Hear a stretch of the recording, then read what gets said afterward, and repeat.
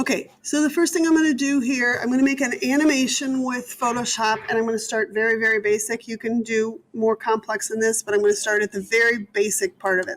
So I'm going to go to File, and I'm going to go to File New, and I'm going to create just a default 5x7. I probably need something smaller than that, but I'm just going to do this. But the one thing I am going to do is I'm going to make my background contents transparent, because I want the outside of it to be transparent, because most of the time animations don't have anything background on them, because you can put them on a web page then anywhere you want.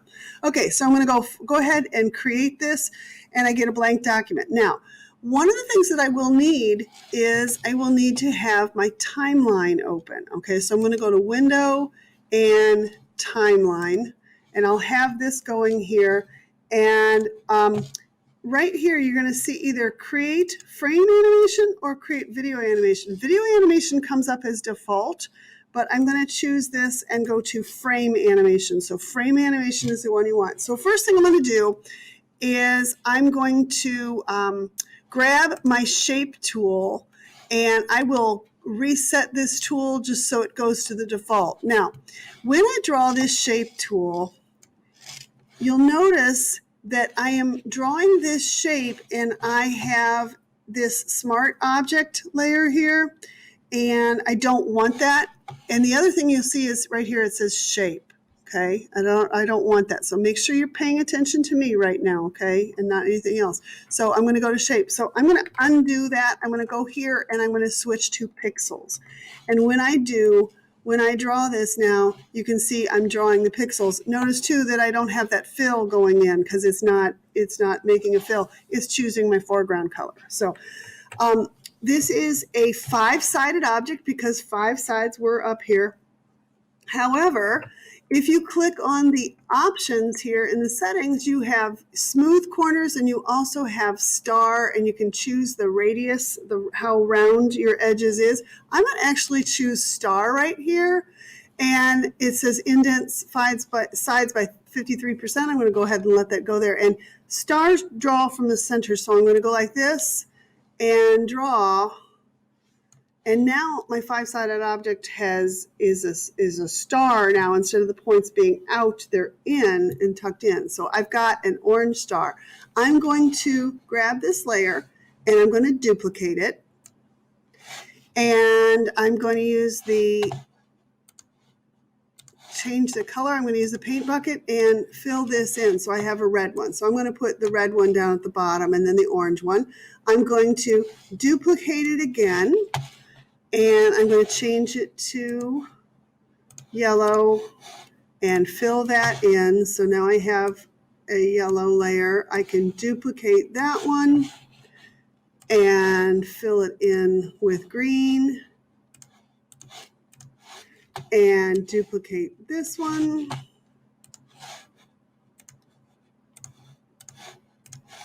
And duplicate it one more time. And make it purple, okay, because I love rainbows. All right, so I'm going to rename these, and I could make it red, orange, yellow, whatever. I'm just going to go 1, 2, 3, 4. Whoops.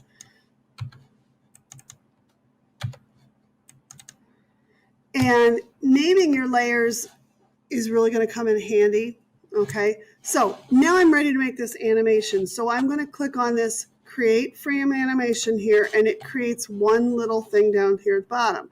And I can drag this to the new layer icon, and I'm going to drag it several times so I get 6 different frames.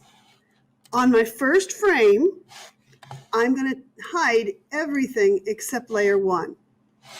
On my second frame, I'm going to hide everything except layer 2.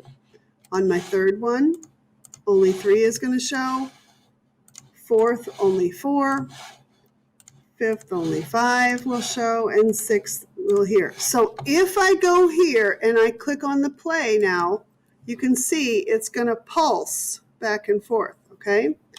Now, if you decide you want it to go a little bit slower, you can select the first one, hold down the Shift key to select more than one object, and select on the last one, and I can change the timing to 1 second. So now when I play it, every 1 second this changes.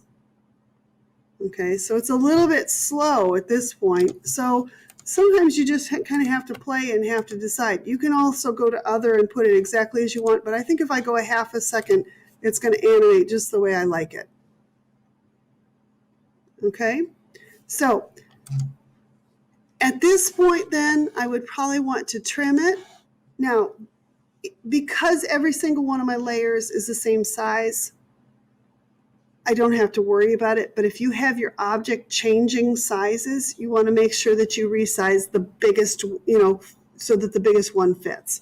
I'm going to go here and just crop this down a little bit so I don't have as much extra in it. And I'll click on it. And again, it's going to look like this. And to export it then, I'm going to go to, by the way, if I want to save it so I can work on it again, I would need to save it as a Photoshop document because Photoshop documents have the layered, the layers in it. But if I'm all ready for this to be ready for the web, I can go File, Export, and then I'm going to go Save for Web Legacy because this is the older way of doing it. I'm going to save for web. It will by default choose a GIF. Notice that GIFs are limited in their colors, and so it's going to give me all of these extra colors that I don't have in here, but what it's going to do is as it blends out, it gets different shades of those colors, and so therefore it is, but it's still limited to 256 colors. And then down here it says looping options. It's going to loop forever because you want it to just keep going and going. If you switch that, it will only animate once, and then you'll be staring at the red star from now on, okay? Now, when I click on Save, it will then prompt me to save this GIF. And so I'm going to call it, okay, and I'll call it Star Animated. I'm just going to go to 2 because it's very possible I've already got one here and I don't want it to question me on it. Notice that the format says images only. You actually have the ability to just make an HTML web page, okay? Or you can make the HTML and images. And again, really, really 90s stuff, old stuff, but it still works the same. So images only. When I click Save, it will be there. If I go back to my folder and I saved it in my Documents folder, I go to Star. And it's not going to show up. Okay, fine. So I come down here and I find my star. A, B, C, D, E, F, G, H, I, J, K. There it is. Okay, so if I double click on this, it's going to open up with photos that's all by default on the computer. Or you could right click on here and you can say open with, and Google Chrome will probably not be an option for you. So you're going to, not the first time you ever do it anyway, you're going to go choose another app and you're going to have to scroll down and click on more apps.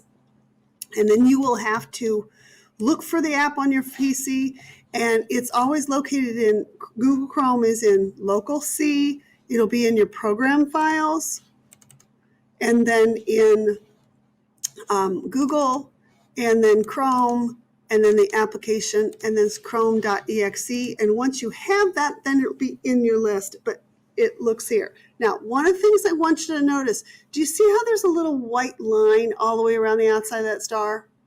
That's called a halo effect. And it happens because it's an older version. It's just not as clean, but that happens. So if you see that, just be aware that it does happen. It's called the halo effect. And so if you know your animation is going to be on a black surface, you're going to want to make sure that you put a black layer on your animation itself so that you don't get that halo. But if you know your animation is going to be on a lighter colored surface, you won't even notice that that's there anyway. Okay? All right.